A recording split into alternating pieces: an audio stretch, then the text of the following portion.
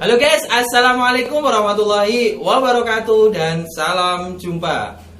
Kembali lagi di channel Diari Kampus bersama Kak Fauzi yang tentunya inspiratif, akuratif, dan edukatif. Halo adik-adik kelas 12 SMA maupun SMK, bagaimana kabarnya hari ini? Semoga kalian diberi kesehatan, dimudahkan rezekinya, dan tentunya semakin semangat agar kalian bisa meraih kampus impian di tahun 2022 ini. Amin, amin, ya robbal alamin. Pada kesempatan kali ini, Diari Kampus akan membahas tentang nilai rapot minimal masuk Universitas Negeri Malang tahun 2022. Apa saja informasinya? Simak video ini dari awal sampai akhir, jangan di skip agar adik-adik mendapatkan informasi secara utuh dan menyeluruh. Dan bagi adik-adik yang baru bergabung dengan channel Diari Kampus, saya ucapkan selamat datang dan terima kasih, dan mohon dukungannya kepada adik-adik untuk like, share, dan komen, dan tentunya subscribe dan nyalakan lonceng notifikasinya agar adik-adik mendapatkan informasi seputar kampus, KIP kuliah, SNMPTN, SBMPTN, maupun informasi-informasi bermanfaat lainnya. Dan tidak lupa, saya sarankan kepada adik-adik khususnya kelas 12 SMA maupun SMK untuk share video ini ke media sosial adik-adik di TikTok, Instagram, maupun WhatsApp grup adik-adik jika video ini bermanfaat untuk adik-adik. Baik, langsung saja saya teruskan informasinya adik-adik. Adik-adik kelas 12 SMA dan SMK, apakah sudah membuat akun LTMPT? Bagi yang sudah membuat akun LTMPT, siap-siap untuk memilih kampus impian adik-adik yang tentunya sesuai dengan nilai adik-adik. Dan bagi adik-adik yang belum melakukan pendaftaran akun LTMPT dan berverifikasi karena terkendala mungkin masih belum terverifikasi atau misalnya jaringannya kurang bagus, adik-adik tidak perlu khawatir karena memang di minggu-minggu ini LTMPT masih dalam keadaan servernya down, sehingga akan dievaluasi. Toh adik-adik tidak perlu khawatir jika kondisi ini tetap berlanjut, maka untuk pembuatan akun LTMPT di SNMPTN akan diperpanjang. Nah, adik-adik tidak perlu khawatir sekali lagi. Baik, saya teruskan. Bagi adik-adik yang ingin kuliah di Universitas Negeri Malang, adik-adik perlu diketahui bahwa Universitas Negeri Malang adalah salah satu universitas terbaik di Jawa Timur yang notabene banyak sekali fakultas-fakultas pendidikan terbaik selain Universitas Negeri Surabaya.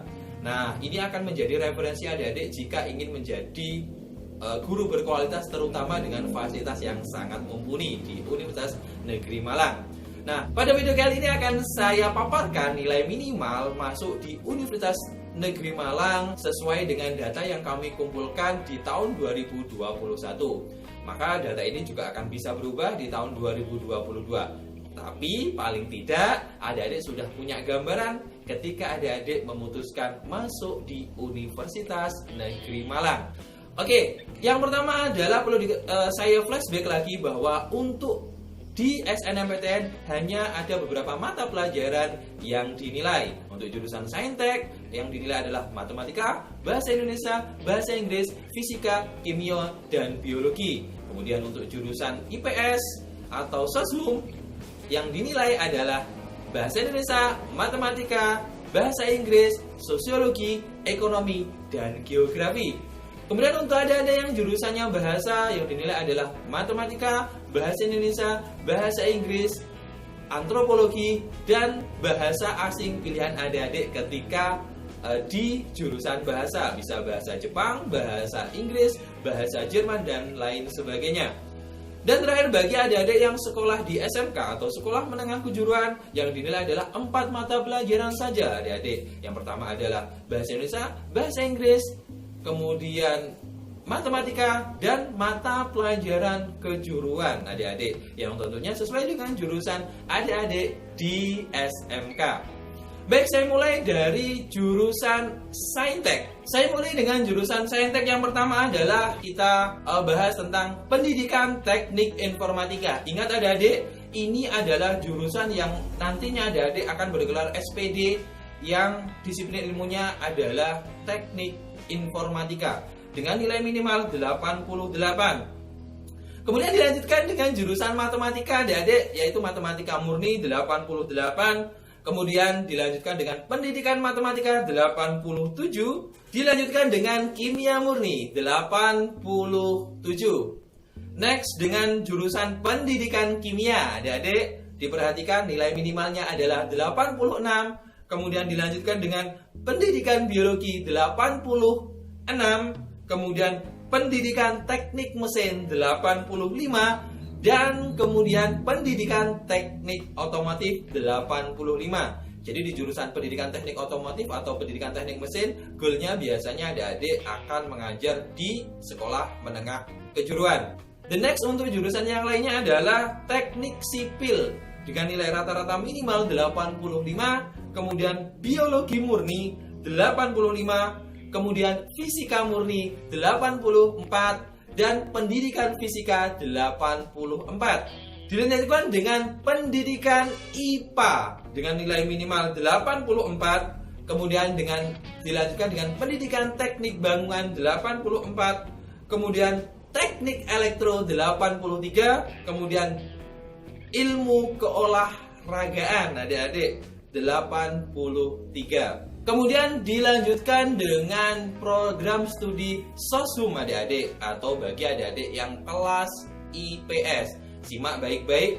Yang pertama adalah jurusan paling favorit di Universitas Negeri Malang, yaitu akuntansi dengan nilai minimal 83, kemudian pendidikan akuntansi 83, kemudian bahasa dan sastra Inggris 82, kemudian pendidikan bahasa Inggris 82, kemudian manajemen 81, kemudian DKV atau desain komunikasi visual 80, kemudian pendidikan bahasa Mandarin atau bahasa Cina 80, kemudian pendidikan ekonomi 80, kemudian psikologi yang bergelar dengan SPSI 80, dan pendidikan bahasa dan sastra Indonesia 80. Kemudian dengan pendidikan kepelatihan olahraga 79.